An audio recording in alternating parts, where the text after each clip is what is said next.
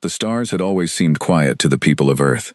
For centuries, humans looked up at the night sky and wondered if anyone was out there. They built telescopes, sent probes, and listened for signals.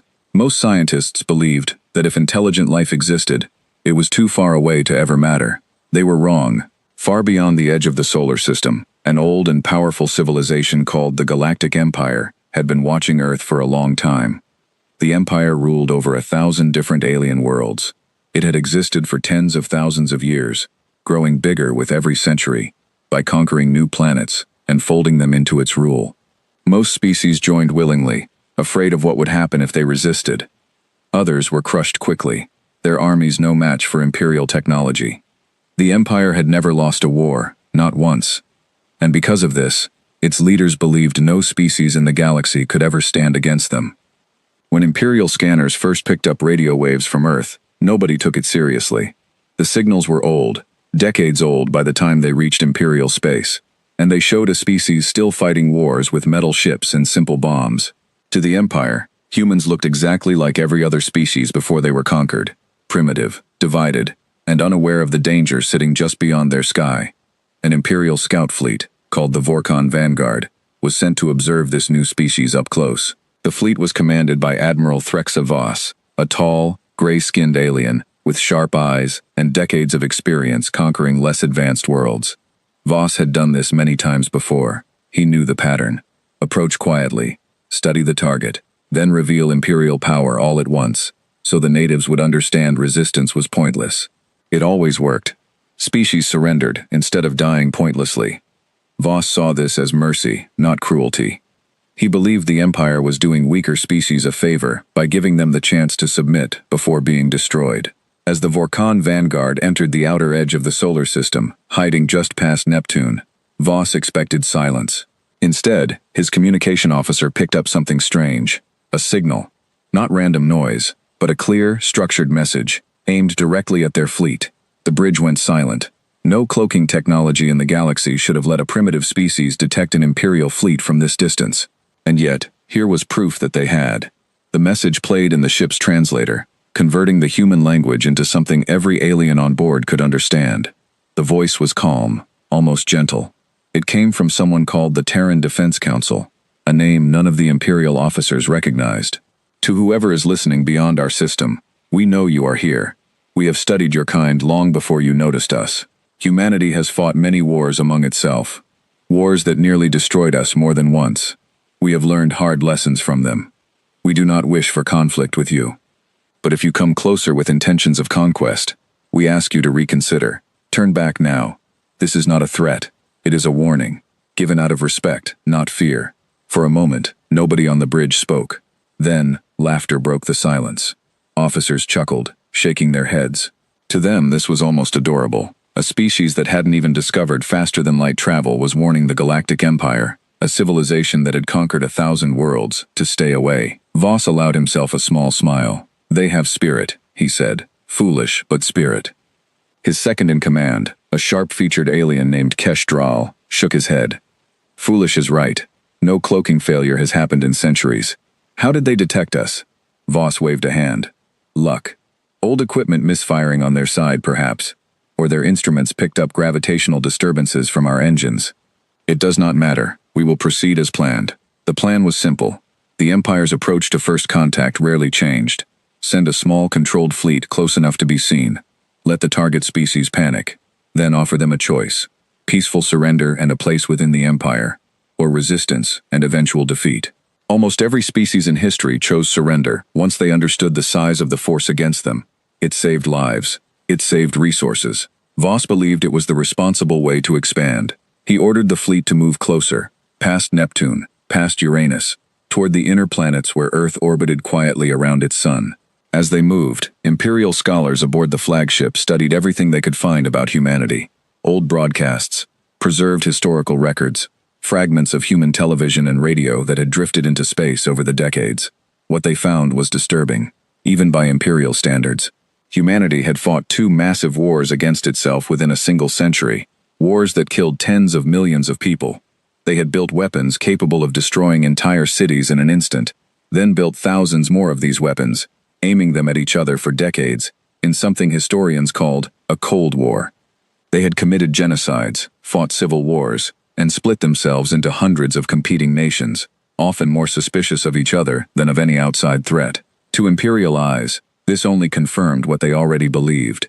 Humans were dangerous to themselves, disorganized, and desperately in need of guidance. Some imperial officials even argued that conquering Earth would be an act of mercy, saving humanity from itself before it could cause any more damage. But not everyone agreed.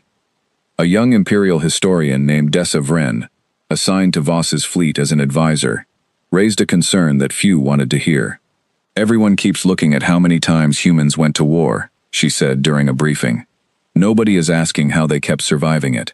A species that destructive to itself should have gone extinct centuries ago. Instead, they built more advanced technology after every disaster. They learned. Every single time." Voss dismissed her concerns politely, the way a senior officer dismisses a nervous junior. "Every species has moments of growth after tragedy, Vren. It means nothing. We are not here to admire them. We are here to bring them into the Empire, one way or another." Dessa said nothing more, but she kept reading. She studied the pattern of human history more closely than anyone else on the ship, noticing something that unsettled her. Humans didn't just recover from disasters. They used the memory of disaster as fuel. Every war led to new technology, new alliances, new ways of solving problems that hadn't existed before. It was as if human society treated catastrophe not as an ending, but as a lesson written in blood, one they refused to forget. She tried to bring this up again in a smaller meeting with Voss and a few senior officers, but was quickly waved off. The Empire had encountered dozens of destructive species before. Every one of them eventually surrendered once faced with true, overwhelming power. There was no reason to believe humans would be any different. Meanwhile, back on Earth, humanity was not panicking, though word of the approaching fleet had reached the highest levels of government. In a quiet, heavily guarded facility beneath the Rocky Mountains, the Terran Defense Council gathered for an emergency session. Unlike the divided nations of old, humanity had unified decades earlier, forced together not by war, but by necessity. After global disasters and near catastrophes taught humanity that survival required cooperation, not division. The council's leader, a calm woman named Director Amara Chen, addressed the room. "They didn't listen," she said simply. "We expected that. Now we prepare for the next step." A general at the table frowned. "Are we certain about this approach? A gentle warning first?" They could see it as weakness. Chen shook her head. "It's not weakness, it's honesty. We've spent decades preparing quietly, not to attack anyone, but to protect ourselves, in case this exact moment happened. We gave them a chance to turn away peacefully. History will remember that we tried. And if they don't turn away," Chen's expression didn't change, "then it's already too late for them to complain about what happens next." Far above Earth, hidden systems long buried in the outer solar system began to quietly activate. Systems built not for conquest, but for defense. Designed by generations of scientists who studied humanity's darkest wars and vowed never to be caught unprepared again. Satellites that looked like space debris shifted slightly in their orbits. Old, abandoned-looking probes near Jupiter and Saturn powered on systems that had been dormant for years, waiting patiently for exactly this moment. None of it was visible to the approaching Imperial fleet. Not yet. Admiral Voss continued his advance, confident and unaware, believing he commanded a fleet of unstoppable warships approaching a defenseless, primitive world.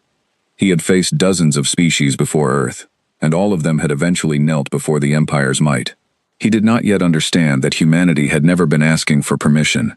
They had been giving a warning, and the fleet, moving steadily closer toward the blue and green planet at the center of the solar system, was about to learn exactly what that warning meant. 3 days passed after the first warning, measured in Earth time, though for Admiral Voss and his fleet, time moved differently as they crossed the vast emptiness between the outer planets. The Vorkon Vanguard consisted of 12 warships, each one larger than anything humanity had ever built. Their hulls gleamed with dark metal plating designed to absorb most forms of energy weapons. Their engines bent space itself to move faster than light should normally allow. To Voss, this fleet represented centuries of imperial engineering, refined through thousands of successful conquests. As the fleet crossed the orbit of Uranus, imperial sensors picked up something odd. Faint energy signatures, scattered across the outer solar system, hidden among what looked like ordinary space debris and dead satellites. Kestrel brought this to the Admiral's attention during a routine bridge meeting. Background radiation, most likely, Voss said, barely glancing at the data. Or leftover junk from their early space exploration attempts. Humans sent thousands of satellites into orbit before they unified as a species. Most of it is probably still floating out here, forgotten. Desavren, still serving as historical advisor, studied the readings more carefully. Something about the pattern didn't sit right with her. The signatures weren't randomly scattered. They were spaced out with a strange, deliberate precision, almost like a net stretched loosely across the outer solar system. She mentioned this to Voss, but he brushed it aside again. You see patterns everywhere, Vren. It is your job as a historian, I understand. But we are not here to study space debris. We are here to bring a message to the humans, and if necessary, remind them why resistance is pointless. The Empire's approach to first contact had a specific structure, one that had worked for thousands of years across countless worlds. First, observe. Second, send a formal warning of Imperial arrival, offering peaceful integration. Third, if the warning is rejected or ignored, demonstrate overwhelming force through a controlled show of power, usually the destruction of an unpopulated area or an old abandoned structure, enough to prove capability without unnecessary bloodshed. This method had ended almost every first contact situation in Imperial history, with peaceful surrender. Voss ordered the fleet to send its official warning to Earth, translated into every major human language his linguists could identify from old broadcasts. The message was formal, direct, and full of Imperial confidence. People of Earth, we are the Galactic Empire, rulers of 1,000 worlds across the stars. We have observed your species and understand your history of conflict and division. We offer you a path to peace and prosperity through membership in our empire. Submit to Imperial authority within one solar cycle, and your world will be protected, your technology advanced, and your people given a place among the stars. Resist, and you will face consequences you cannot begin to understand. This is your only warning. The message was sent, bouncing across radio frequencies toward Earth. Imperial officers waited, expecting either silence or a desperate plea for mercy. The two most common the two most common reactions from primitive species throughout history. Instead, Earth replied within hours, not with panic, not with pleading. The response was short, translated instantly by the ship's systems into every alien language aboard. We warned you. Voss stared at the message for a long moment. Around him, several officers exchanged confused glances. Kestrel broke the silence first. That's it? No demands? No surrender terms? No plea for their lives? Voss frowned, tapping his fingers against the armrest of his command chair. It could be a translation error, or perhaps a defiant gesture meant to save face before their inevitable surrender. Species do strange things when they are frightened. Desavren, however, felt a chill she couldn't quite explain. She had spent weeks studying human history, and something about this reply matched a pattern she had noticed before. Humans didn't respond to threats with panic. They responded with quiet, calculated resolve, especially when they believed they had already prepared for the worst. She thought of the world wars she had studied, how humanity had rebuilt itself again and again, each time emerging more advanced, more unified, more prepared for the next disaster. She raised her concern once more during the evening briefing. Admiral, I don't think this is defiance for the sake of pride. Their historical pattern shows something different. When humans believe a threat is real and unavoidable, they don't panic. They prepare, quietly, long before the threat arrives. I think this message means exactly what it says. They warned us, and they believe the warning still stands, regardless of what we do next. Voss considered her words for a moment, then shook his head. Vren, I respect your research, but you are reading too much into a single phrase. No species without faster-than-light travel has ever successfully resisted Imperial conquest. Not once, in the entire history of the Empire. Whatever they believe they have prepared, it will not be enough. The fleet continued its approach, crossing into the region of space near Saturn. As they moved, more strange energy signatures appeared on their sensors, scattered like stars across the outer solar system, this time closer and slightly stronger than before. Kestrel, growing increasingly uneasy, ordered a closer sensor sweep. The results were confusing. Most of the objects still appeared to be simple debris, old satellites, and abandoned equipment, exactly what Voss had predicted. But a small number, less than 1% of the total objects detected, showed unusual energy readings that didn't match anything in the Empire's records. Not weapon signatures. Not shield technology. Something else entirely. something that defied easy classification. Voss ordered a probe sent to investigate one of the stranger objects, a satellite drifting quietly near Saturn's outer rings. The probe approached carefully, scanning the object from a safe distance. It appeared to be old and non-functional, covered in what looked like decades of space dust and micro-impacts. No response came from the object as the probe circled it, taking readings. Then, without warning, the probe's sensors went dark. Communication with the fleet cut off instantly, as if something had reached out and silenced it in a single moment. Kestrel called for the probe to respond. Nothing. The screen simply displayed static, then silence. The bridge went quiet. Voss ordered a second probe sent to the same location. This one approached even more cautiously, scanning from twice the distance. As it neared the object, its sensors also began flickering, distorted by some kind of interference the Empire's systems couldn't identify or counter. "Recall it," Voss ordered sharply. The probe reversed course immediately, and its systems stabilized once it moved far enough away. Vren stepped forward. "Admiral, I think it's time we consider that these aren't ordinary satellites. If humanity built defensive systems disguised as space debris, systems designed specifically to interfere with unfamiliar technology, it would explain everything. The scattered pattern, the strange energy readings, even how they detected our fleet in the first place." Voss's expression hardened. For the first time since entering the solar system, a flicker of doubt crossed his face. But he quickly dismissed it, unwilling to let uncertainty shake his confidence in front of his crew. "Even if you are correct, Vren, disguised defenses do not win wars. They delay them. The Empire has encountered hidden defenses before, on a dozen different worlds. They inconvenience us. They do not stop us." He ordered the fleet to adjust its course slightly, avoiding the cluster of strange objects near Saturn, continuing steadily toward Earth. The delay cost them little time, and Voss reassured his officers that this was simply an expected obstacle, nothing more than a minor technological curiosity from a primitive species trying to appear more capable than it truly was. Meanwhile, on Earth, Director Amara Chen received updates from the outer solar system relayed through humanity's carefully hidden monitoring network. She studied the reports quietly in the underground command center beneath the Rocky Mountains, surrounded by advisors and military officials. They avoided the first cluster, a young analyst reported, watching the fleet's projected path shift slightly on the display. "They're being cautious now." Chen nodded slowly. "Cautious, but still coming. They still believe this ends the same way it always has for them." An older general beside her frowned. "Should we send a stronger message? Make it clear how serious this is?" Chen shook her head. "We already told them the truth. We warned them clearly, honestly, without threats or exaggeration. If they choose not to believe us, that is their decision, not our failure. We will not beg a fleet of invaders to save themselves from consequences they refuse to acknowledge." The room fell silent for a moment, as everyone absorbed the weight of her words.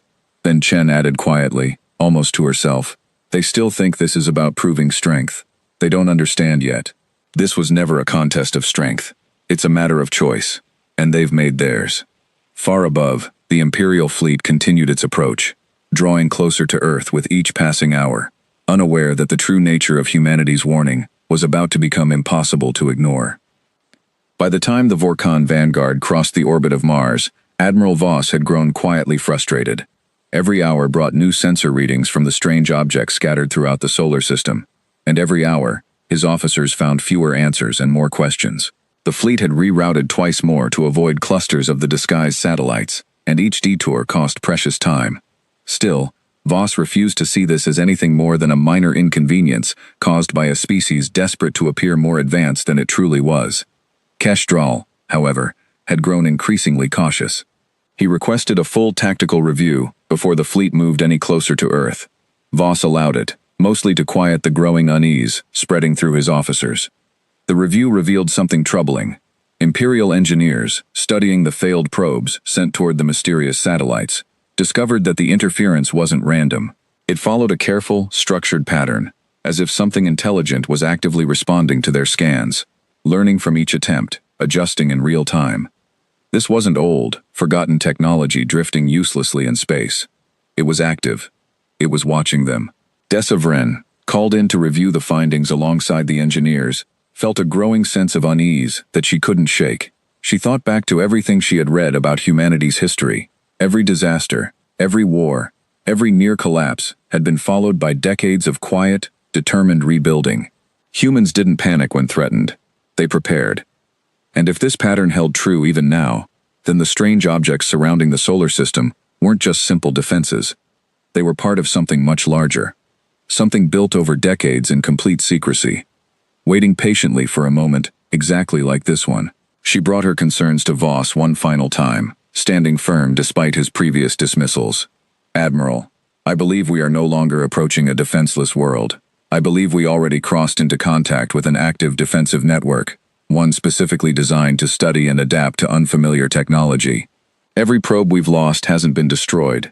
It's been studied." Voss considered her words carefully this time, his earlier confidence slightly shaken by the mounting evidence. But before he could respond, alarms suddenly blared across the bridge. Every screen on the flagship flickered simultaneously.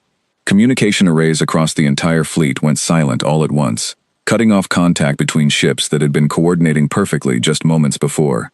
Navigation systems froze, locked in place by something neither Voss nor his engineers could identify or override. The Vorkon vanguard had crossed into the outer edge of the Kuiper Belt, a region humanity had spent decades quietly filling with hidden defensive technology, disguised so perfectly as debris and dead satellites that even advanced Imperial sensors failed to recognize its true purpose until it was already too late.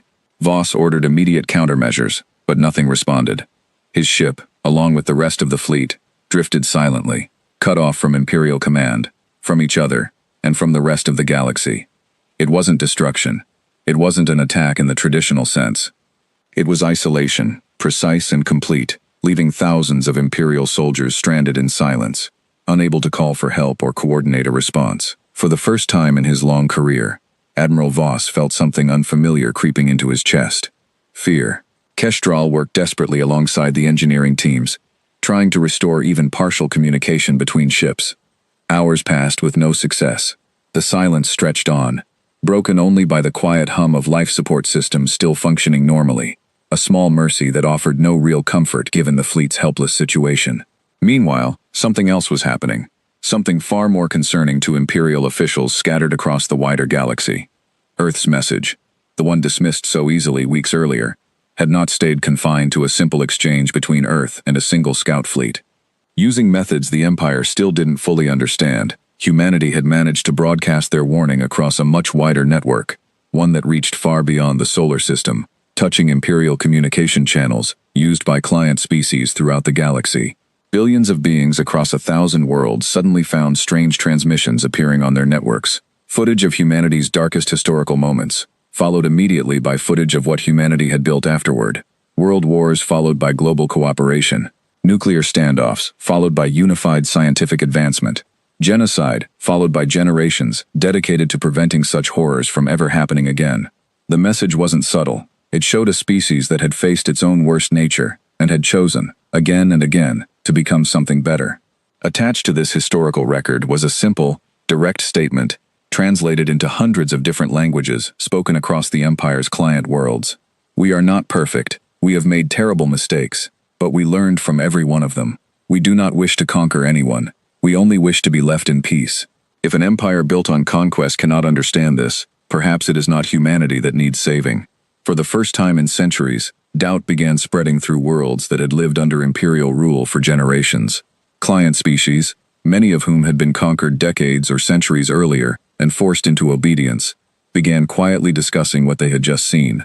If humanity, a species with such a violent history, could still find a way toward peace and unity, without an empire forcing them into submission, what did that say about the Empire's justification for ruling over so many unwilling worlds?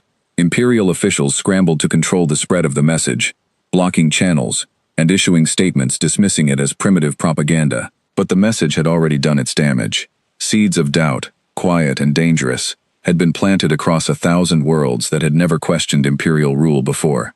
Back in the solar system, Admiral Voss remained trapped in silence, his fleet drifting powerlessly through space. After nearly 2 full days without contact, a single transmission broke through the interference, reaching his flagship directly. It wasn't from Imperial command, it was from Earth. The voice was calm, measured, and unmistakably human.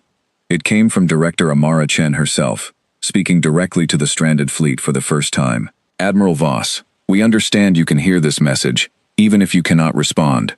We did not disable your fleet to destroy you. We disabled it to make you listen. You crossed into our system, despite multiple warnings. Warnings given honestly, without exaggeration or threat. We told you this would happen. We are not your enemy unless you force us to become one. Voss listened in stunned silence, surrounded by officers who had never imagined finding themselves in a position of such complete helplessness against a species they had considered primitive just days earlier. Chen's voice continued, steady and unwavering. You believed our warning was weakness. It was not. It was respect, offered once, honestly, before consequences became unavoidable. We do not enjoy this situation any more than you do, but we will not apologize for protecting what is ours. The transmission ended as abruptly as it began, leaving the bridge in heavy silence. Voss finally spoke, his voice quieter than it had been in days. Draal. Status of the fleet. Kesh Draal checked the reports again, his expression grim. All ships remain intact. Life support functioning. Weapons systems offline. Navigation locked. We are completely at their mercy, Admiral. Voss sat back in his chair, staring at the dark screen where Chen's message had played moments earlier. For the first time, he allowed himself to fully consider what Dessa Vren had been trying to tell him from the very beginning. This had never been a primitive species bluffing about power they didn't have. It had been an honest, calculated warning from a species that understood exactly what it was capable of, and exactly what it would take to prove that capability if necessary. Dessa approached quietly, standing beside the Admiral's chair. They didn't destroy us, Admiral. They could have.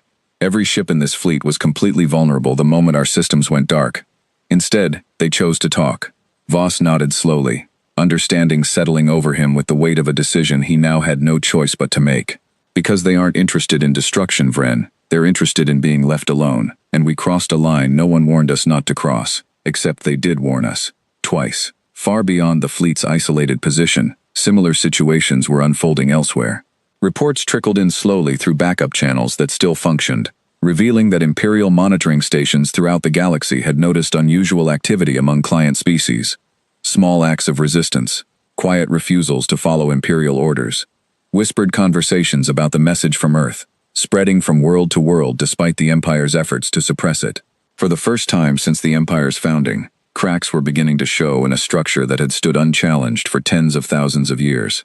Cracks caused not by military defeat, but by a simple, honest message from a species the Empire had once dismissed as too weak to matter.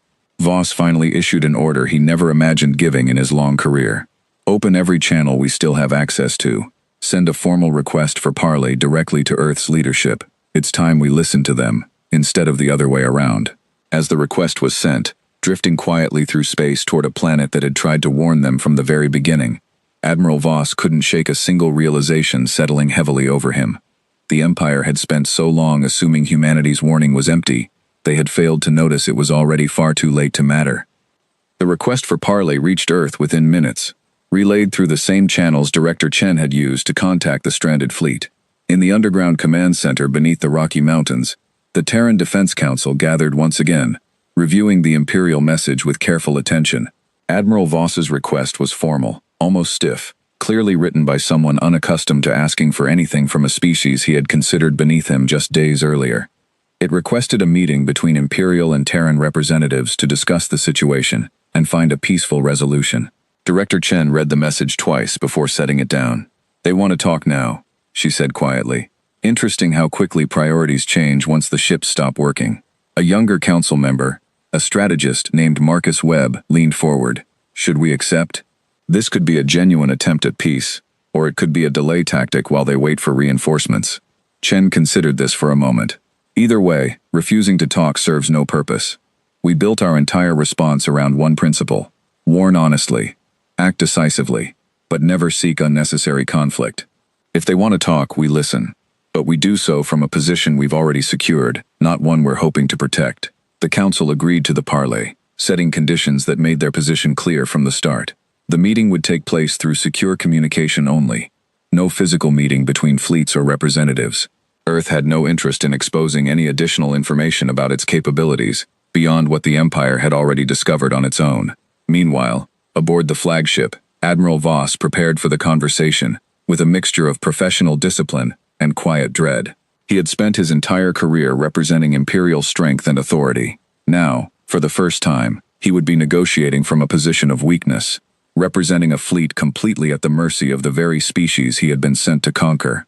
Dessa Vren stood beside him as the connection was established, her earlier warnings now impossible to ignore. "Admiral, if I may offer one piece of advice before this begins." Voss nodded, gesturing for her to continue. "Don't approach this as a defeated commander seeking mercy. And don't approach it as an imperial official demanding respect you haven't earned.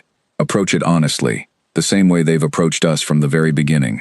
I believe that's the only way this conversation succeeds." Voss considered her words carefully, then nodded once more before the connection opened. Director Chen appeared on the screen, calm and composed, exactly as she had sounded during her previous message. Beside her stood General Okonkwo Reyes, the Council's senior military advisor, along with two other officials Voss didn't recognize.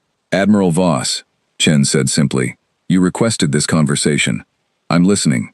Voss straightened in his chair, choosing his words carefully. "Director Chen, my fleet remains stranded within your solar system, without weapons, navigation, or communication with Imperial Command.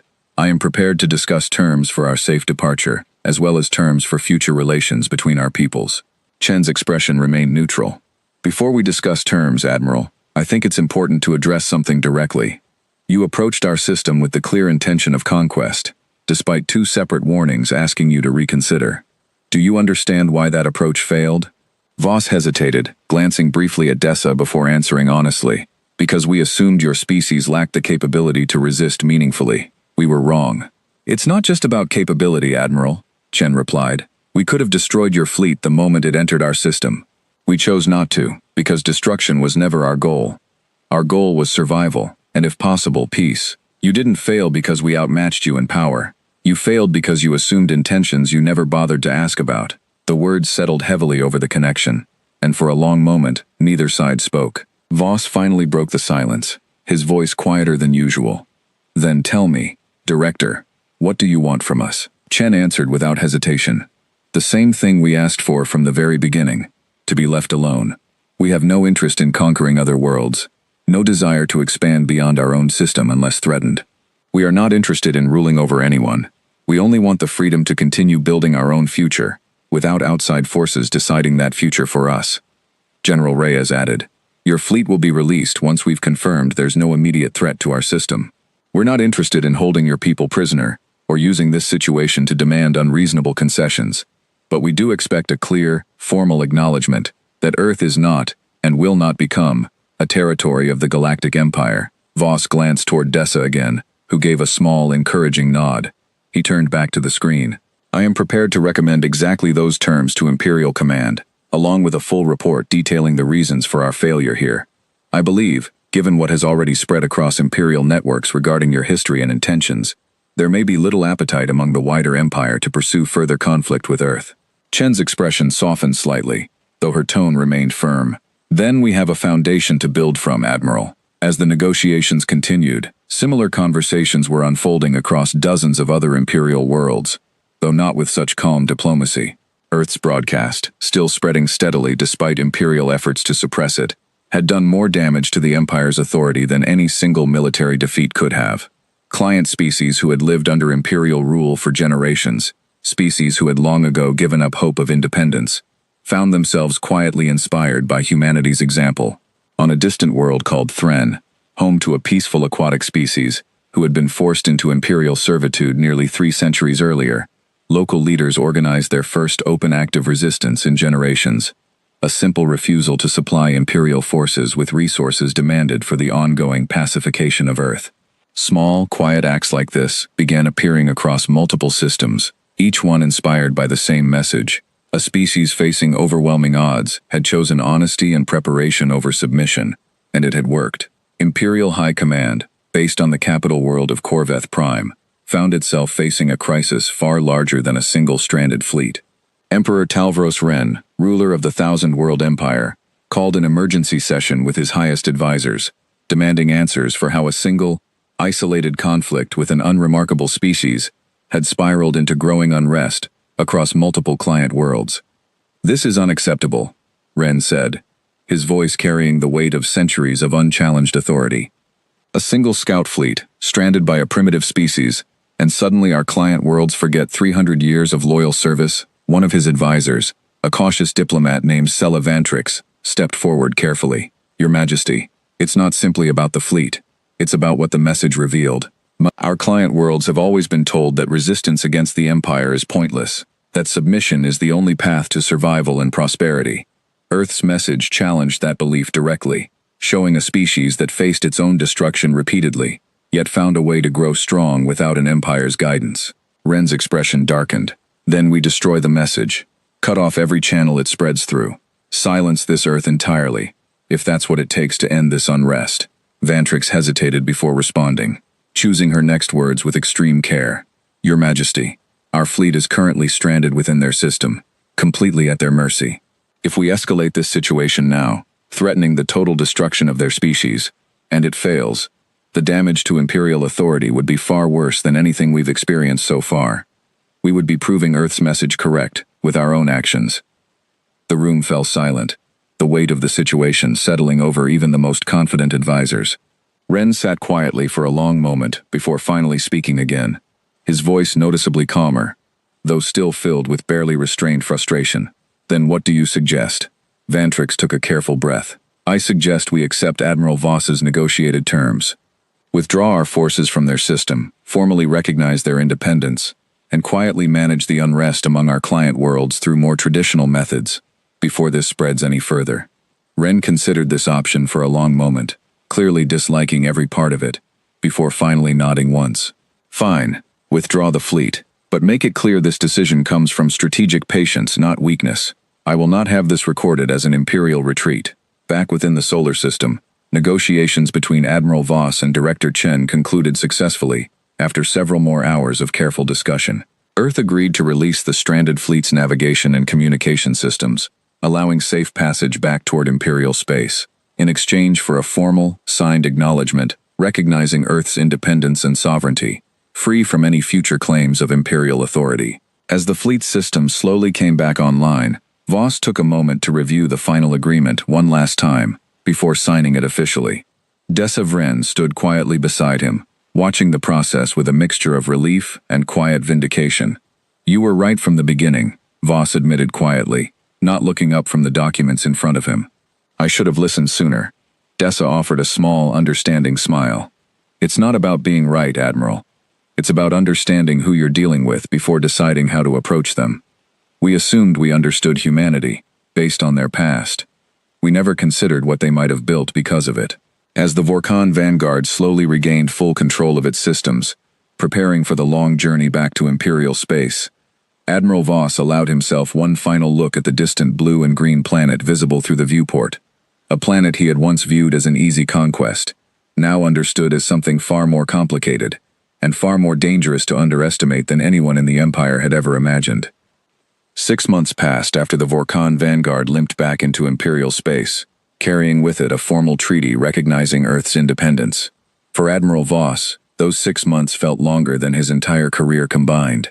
He had expected disgrace upon his return, perhaps even removal from command. Instead, Emperor Talvros Ren received him with a strange, careful courtesy, more interested in understanding what had happened than punishing the officer who had failed to conquer a single, unremarkable world. The treaty itself became public knowledge across the Empire almost immediately, despite efforts by Imperial officials to control the narrative.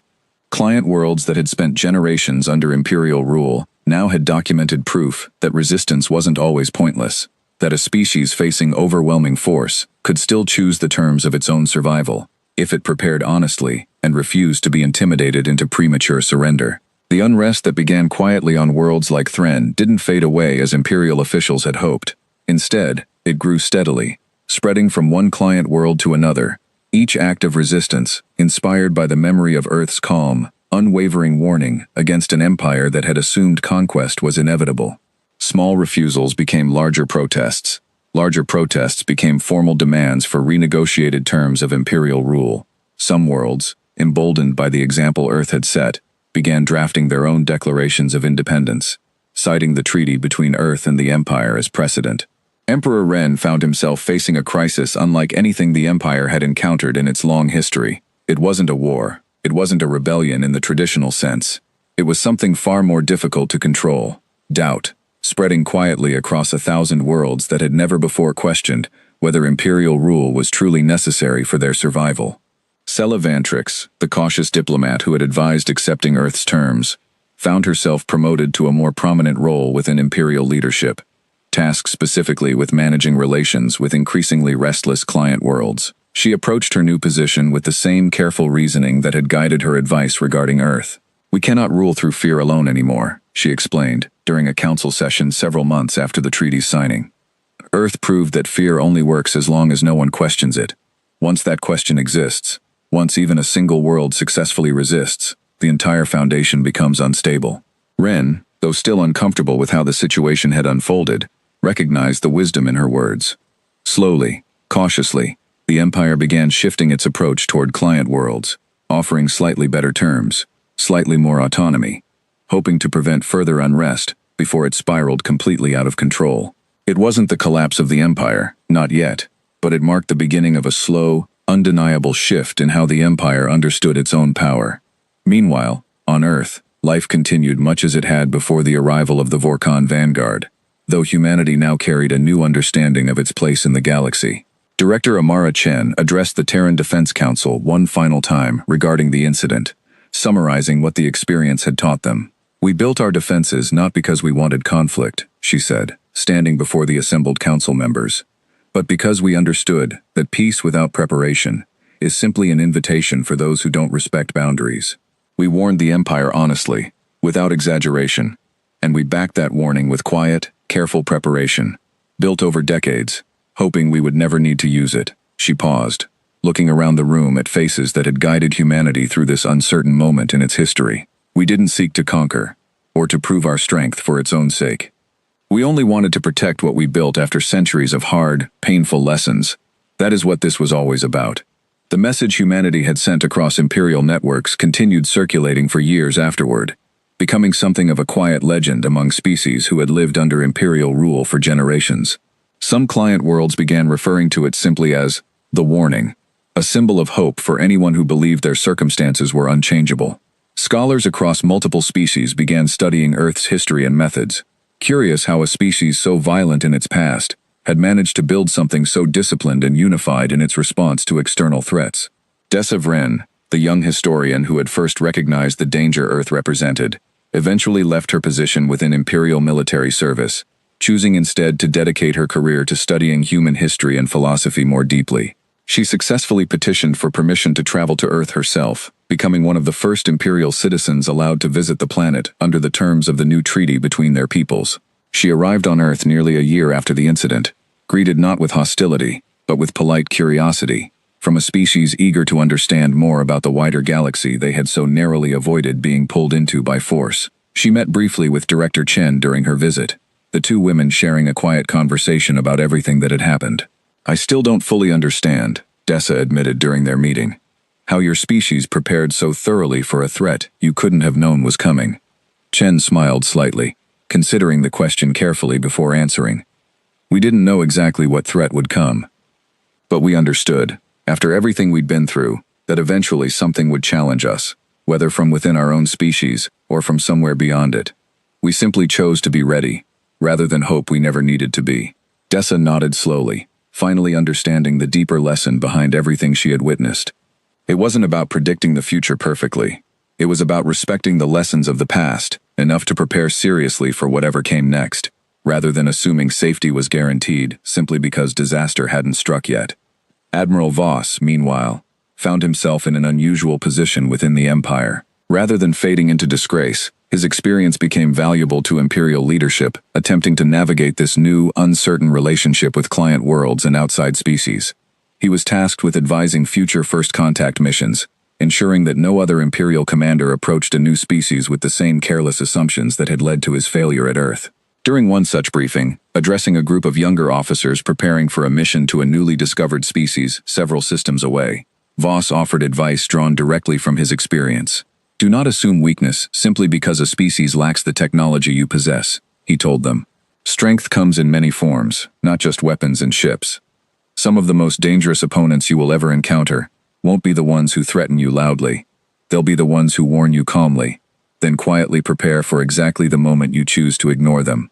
The officers listened carefully, understanding that this lesson came not from Imperial pride, but from genuine, hard-earned humility.